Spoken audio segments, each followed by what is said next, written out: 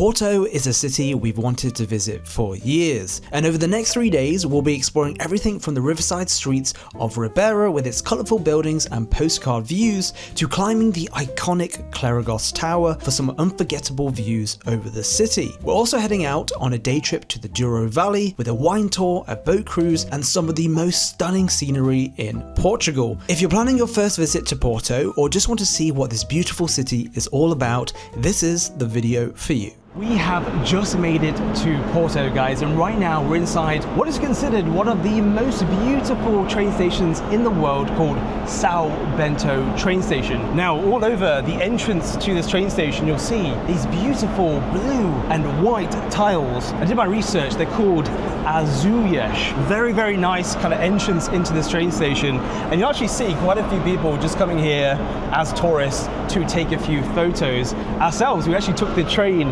coming into Porto. And right now we're going to be heading to a very charming street, very famous street where our accommodation is located. So we have just checked into our accommodation and it's safe to say that we have never stayed in a place anything like this before, because it has some sort of like the industrial feel to it, but it's very spacious, so we actually quite like it. So you got some contemporary lighting as you walk through. There is a slab of concrete, but there is a rug there. This might not be everyone's cup of tea, but we like it because, as Karolina said, it's very spacious. You've got 2 floors. Let's show you down here first. Yeah, it's some sort of like the living room slash a kitchen area. There's a dining table, there's a sofa here, there's a fully equipped kitchen. The concrete floor is actually quite a nice thing to have here because I don't think there's AC and it is very hot in Porto. I think it's around over 30 degrees. Yeah.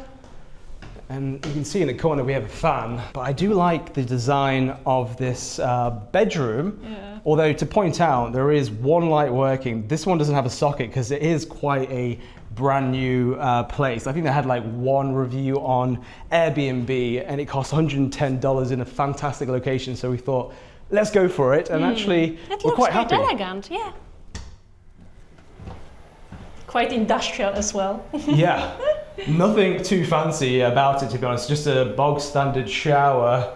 This is my first time seeing the bathroom. It is very basic, but hey, for $110, right next to Rua de Flores, not bad at all. Probably you know that feeling. You've just checked in, you're starving, and all you want is a proper local meal. So we headed straight for lunch at a place called Casa Guedes. The reviews were amazing, and we came specifically to try some classic Porto snacks. But first things first, we ordered a Superboc. Now, we don't usually drink, but this Portuguese beer surprised us. It was light, crisp, and paired perfectly with what we were about to eat. Wow! Obrigado. Obrigada. Thank you. Then came the real highlight, a roasted pork leg sandwich with soft sheep cheese and caramelized onion cooked in port wine. The bread was nicely crisp on the outside and the pork was juicy and tender. I wasn't expecting it to be as delicious as it is. It's so tasty. We're demolishing it. You could tell and even see that it was all made fresh, and that port wine gave the onions a rich depth that balanced out the saltiness of the meat and cheese perfectly. We also really wanted to try the cachorrinho, Porto's version of a hot dog, and it completely surprised us. It came with 2 types of sausage, a fried egg on top, gooey melted Gouda cheese, and everything was covered in Francesinha sauce. It might sound like a crazy combo, but somehow it just works. Rich, cheesy, a little spicy, and super comforting. And paired with fries to mop up all that sauce, it was honestly one of the best combos we've had in Portugal. Spicy. I really like it. And here's the funny part. We originally planned to eat at Casa Guedes Tradicional, the main restaurant with over 15,000 glowing reviews, but we somehow ended up at their second location with a rooftop terrace which was just close by. And honestly, no regrets. The vibe here was so relaxed, people sipping drinks, great music, and amazing food with a view. It felt like the perfect way to start our Porto adventure. We're about to show you what is considered the most beautiful McDonald's in the world. I'm filming this on the Go 3S on my hat. Look at this. It's an eagle, and there's also an eagle over here. Wow. I wasn't expecting that, yes. see the chandeliers in the sky, guys. Wow. Definitely doesn't look like any McDonald's that I've ever been in before. It looks more like an art gallery, doesn't it, Karolina? Yeah, it looks like a ballroom. I love the stained glass windows on the back as well.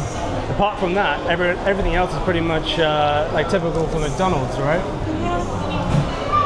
What do you think? It's crazy, like it's insane. I don't feel like in McDonald's at all.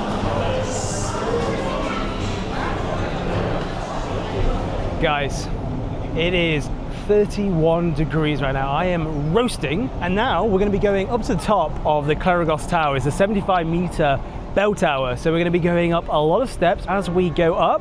Oh, the bell's ringing right now because it is 6 o'clock.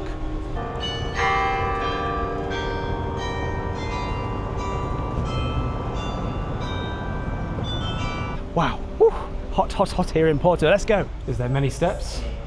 220. 225, okay. Obrigado. Obrigado. One for you, one for me. Thank you. Thank you. Keep it until the end, please. Sure. Keep it until the end, Thank please. you. Give it to me because he will lose it. She knows me too well. Time to climb 225 steps, to be exact, up the tower. Yay. It's quite dark in here. Yeah. And it's so hot. Spotted some bells. There's actually quite a few of them just up there. Yeah, there are even mini ones. Ah, the main bells are just here, the ones that were ringing Yeah. earlier. So interesting. And as we're going up, we do have this kind of open section so we get nice views out. The view will be so beautiful. If it's just the midway point or starting point. Is this the top, Karolina? I don't feel like we've got up that many steps Yeah, yet. I don't think so. Maybe it's a midpoint. Maybe this is the top. Are we at the top? Yes. This is the top? Oh, this is the top. Okay, thank you. This is the highest you can go. Yeah? All right. I was expecting it to be harder, but it's okay. It's good. Yeah. Yeah. All right, so we've made it to the top, guys. Oh, wow. Look at the view here. This looks like something out of a movie. That is incredible, the view here. Right, look at all of the rooftops, and Wow. actually the buildings are also so colorful, like they look like from the fairy tale. This is, guys, what I'm seeing in front of me is probably one of the best views I've ever seen, and I was not expecting it. The Douro River with all the boats going down it. Wow. So magical. And all the red rooftops. Incredible. It's so romantic. So romantic. Yes. Where's my kiss on the cheek? There we go. I'm happy. Ah, this is unobstructed. Hello. Hola. Hey, this is so nice, guys. Wow. See, you can just walk around the top like this. This is magical. I didn't realize Porto was that beautiful from the bird's eye view. You make your way around here, you're literally getting 360 panoramic views of the city.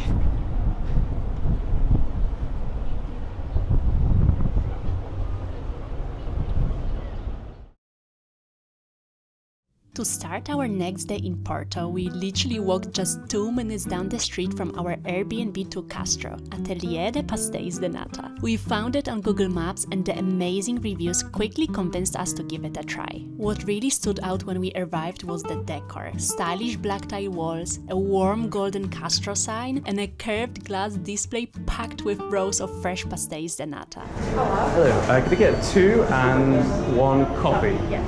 Espresso, Americano, Americano to go, please. all to go. Yeah, all to go, thank you. Just 2 and 1 coffee, yeah.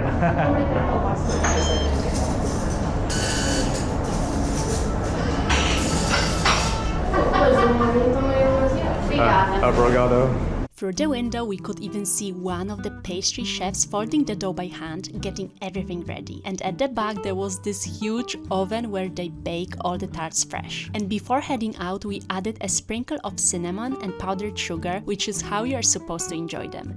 Morning, guys. So a lot of people are passing right now because we're on the very charming Rua das Flores. And they're probably wondering why we are talking to a lamppost. And that's because we're using our brand new camera, the Insta360 Go 3S, which is magnetic. So it literally is a tiny little camera it mounts onto the lamppost. Now, of course, we always start our mornings here in Portugal with Pastel de Nata. We've tried the famous Pastéis de Belém in Lisbon. We've tried Gaia in Lisbon. We're now in Porto, so we thought we'd change it up, and we're going to be trying now Castro. Let's see how this one compares. You want to do the honors, Karolina? Yes. Also, Karolina had to get a coffee. Obviously. My life is easier when she's had a coffee. And I'm happier. That's how it looks. Cheers, Karolina. Cheers.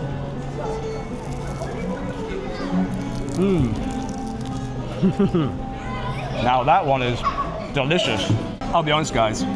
Every single pasta de nata we have tried has been incredible. But this one could be my favorite. Yeah, it's very hard to compare, but they're very like flaky, sweet, creamy, and they're crispy. You bite into it, you get that kind of creamy. What's inside of it again? like egg custard. Egg custard, that's it. Yeah. And then you got the beautiful glazed outside. And we did add cinnamon and icing sugar in the shop. Beautiful. It's just nourishing your soul. Love it. You might have noticed that we've added a few shots to this video that we cannot really get with our main camera, and the best part is that we didn't have to carry loads of gear with us to make it all happen. It's all thanks to this tiny but mighty camera, the Insta360 Go 3S. Look how tiny it is. It's literally pocket size, even smaller than my phone, and so light that you don't even feel it. Perfect for capturing moments on the go. The pendant here on the necklace is magnetic, so when you put it under your shirt, you can quickly snap the camera on. Now I've got hands-free POV shots while I'm eating, cycling, or just exploring, completely in the moment. And even though it's tiny, it still shoots in crisp 4K with float state stabilization, so every clip fits right in with our main footage and stays super smooth. And because it's magnetic on the back too, you can literally mount it anywhere, just like that, like on the Ponte Bridge, on the railings, walls, coffee tables, for all the creative shots you cannot really get with your phone. Capture creative shots anywhere hands-free with the Insta360 Go 3S. Scan the QR code on screen or click link in the description to check it out.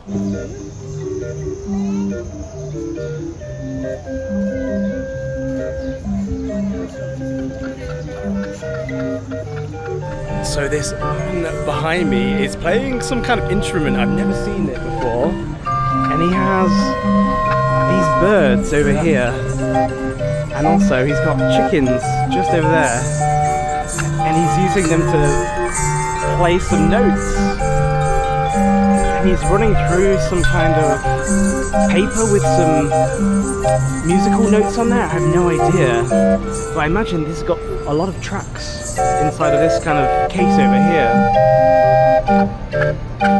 Next, we visited Livraria Lello, one of the most beautiful bookstores in the world. From the outside, it already looks like something out of a fairy tale, and as you can see, the lines to get in can get seriously long.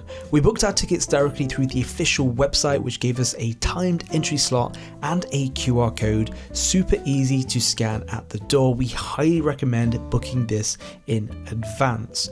Walking inside is honestly breathtaking. The intricate wood carvings, stained glass ceiling, and the grand red staircase. It all feels like something straight out of Harry Potter. And we have made it, guys, inside of the famous Lello bookshop. As you can see, there are plenty of people inside of here. It is a little bit overwhelming with the numbers of people. Literally every single inch of floor is basically occupied by tourists, but for good reason, because this is probably one of the most spectacular bookshops we've been in, and it is so beautiful, even with the sheer number of people, especially the kind of grand staircase covered in like the red steps. But yeah, this is the reality of coming in here, guys. It's a bit intimidating to walk. You can see all the people there. And all of the people is having the phones and taking pictures. nevertheless, very, very beautiful.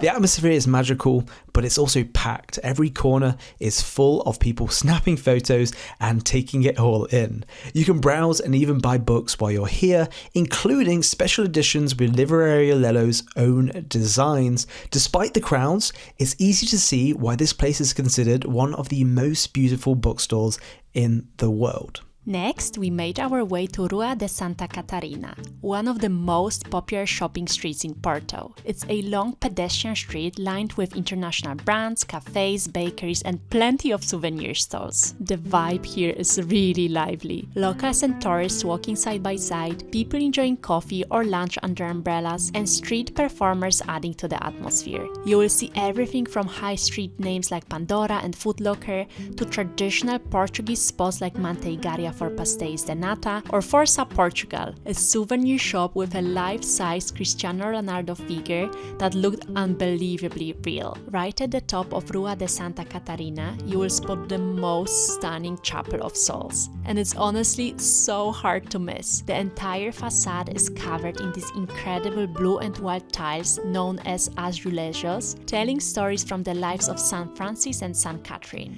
And it's not just the outside. If you step inside, it's calm and peaceful with a golden altar, polished wooden benches, and a huge crystal chandelier right in the middle. It's not a large chapel, but there is something truly spectacular about its simplicity and calm. I don't know if you knew, but Porto is often called the food capital of Portugal, and for a good reason. So for a quick lunch and a little break, we wanted to try something a bit different and ended up at a place called Cult of Pita. The staff were super friendly and the vibe was so cool and creative. We just loved the big "Yes Baby" sign on the wall, rustic wooden tables, and upbeat playlist. It definitely set the tone for a fun and relaxed lunch. Our hummus dishes were absolute heaven. I went for the hummus shakshuka, served warm with spiced tomato sauce, poached eggs, and creamy whipped feta cheese, all sitting on a silky bed of hummus. And Jay had the hummus sabish, a combo of roasted aubergine, 8 hours slow boiled egg, herby spices, also served over hummus. Both came with fluffy warm pita on the side, perfect for scooping everything up.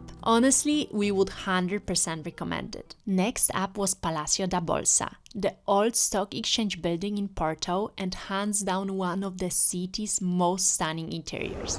Hola. We have online tickets. Here, please. Oh, over here? Okay. You need to choose the time. We have an English tour at 4 o'clock. Perfect. 2, right? 2 for the 4 o'clock in English. Perfect. Obrigado. Yours. Well, here we Thank you. So me and Karolina are just waiting for our tour to begin. We're waiting inside of this very magnificent hall. Look at the beautiful atrium on top. I love how it's lined with all these golden emblems.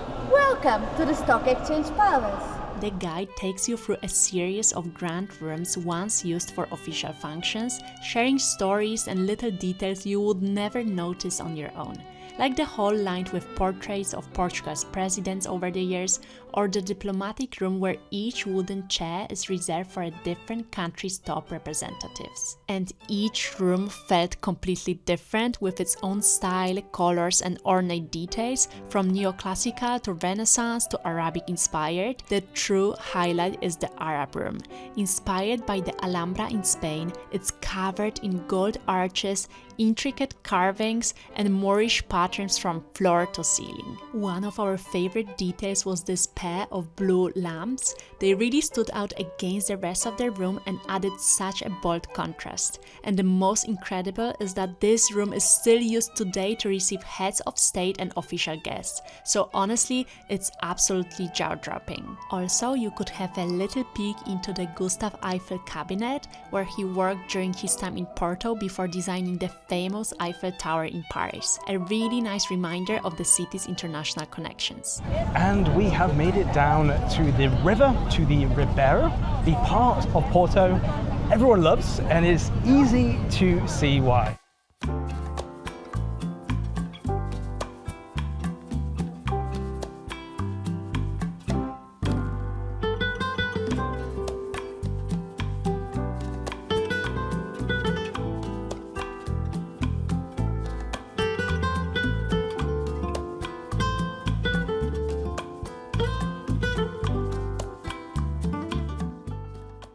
We could definitely spend the entire day here in Ribeira. Absolutely beautiful place. As we came in, it was just so magical seeing the boats going along the Douro Valley and all these beautiful buildings behind me. The bridge just looks so majestic.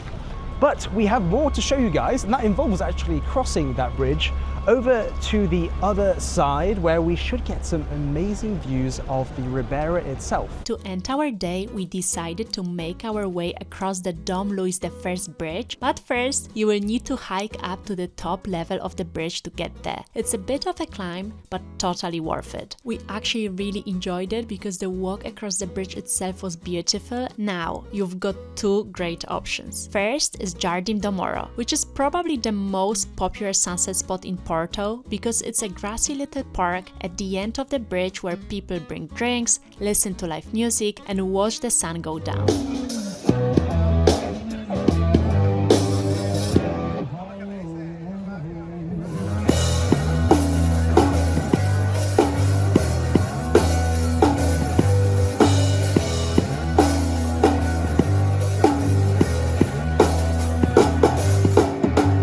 We came on a Friday and the vibe was amazing, but it does get very busy, so expect a bit of a crowd. If you are looking for a quieter and even more scenic view, we highly recommend hiking a little further up to the monastery of Serra do Pilar. And the view from there, with the sun setting behind Porto's rooftops, was honestly the best we experienced on our whole trip. Next up, we went to Brasão, Aliados, one of the top-rated spots in Porto, to try the famous Francesinha.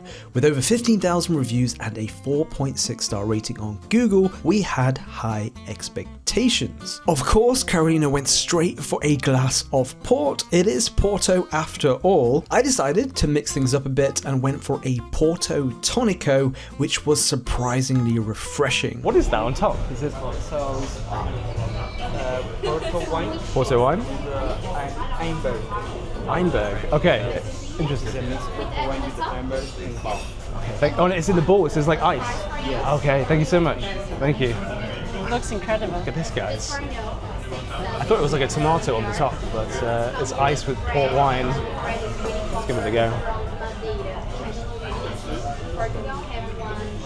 That's very nice. And we also had a nice little cuvée to start things off. Next, I decided to indulge myself with a cheeky little mushroom and truffle risole, and here was my reaction.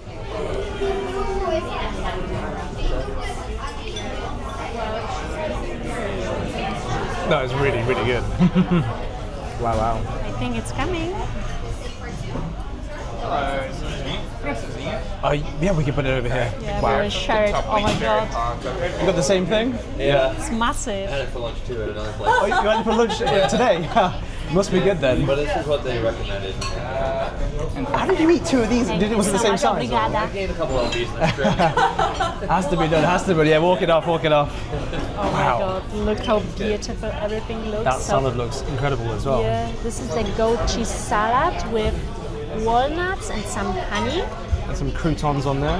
And I don't know if I can, it's actually very hot, it's like piping hot. Is it? But it looks like a massive slab of like toast put together with an egg on top with some soup. Yeah. I wonder what's inside of here. I'm actually not too sure. Yeah, that's going to be see. very interesting, yeah. And also they recommended us to go for the French fries to accompany it with. In Portugal, everything goes well with French fries. And you're the happiest about that. I'm not going to lie, guys, I'm a little bit intimidated by this, but I'm going to cut through the middle and see what we find. Looks absolutely delightful.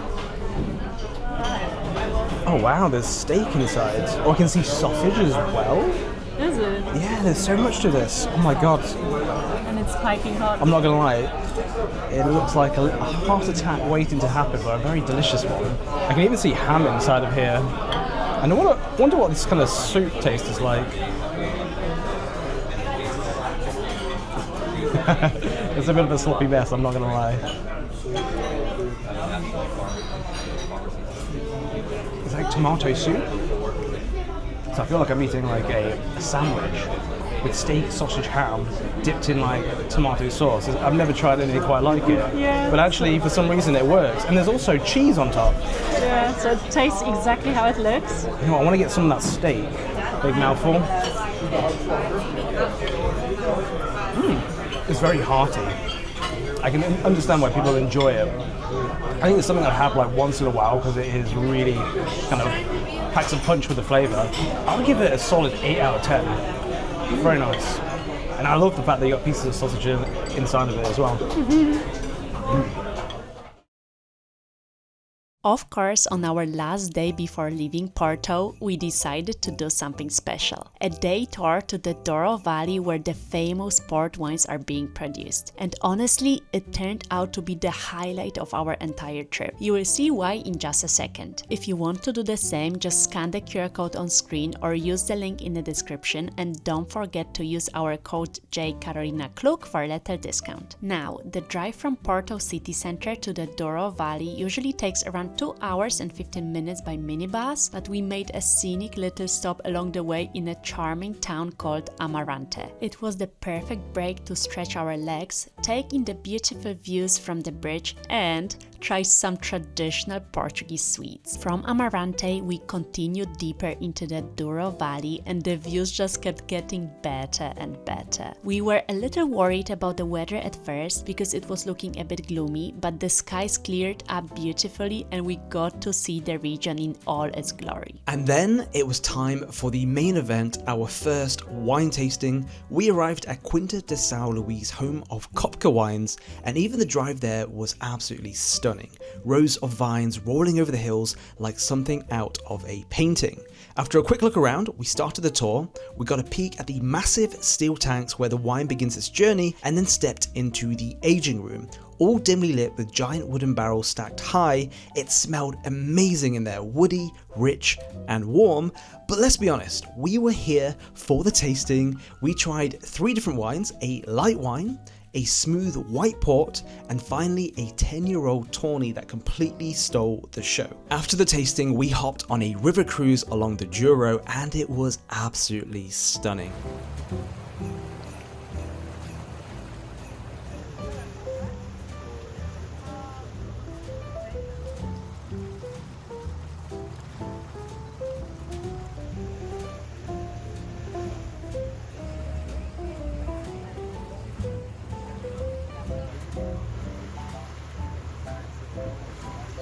We hopped back onto the minibus for a short scenic drive through more vineyards and soon arrived at the most peaceful, picture-perfect lunch spot. And we were treated to a 3-course lunch where you could choose your main dish. Naturally, everything was paired with more delicious wine because at this point, why not? Right after lunch, the tour included a second tasting, and this time around in a cozy little wine cellar on site. We honestly couldn't have imagined a better way to end the day and our trip to Porto. So once again, thank you so much for watching, and if you're heading to Porto, don't miss out on a trip to the Douro Valley.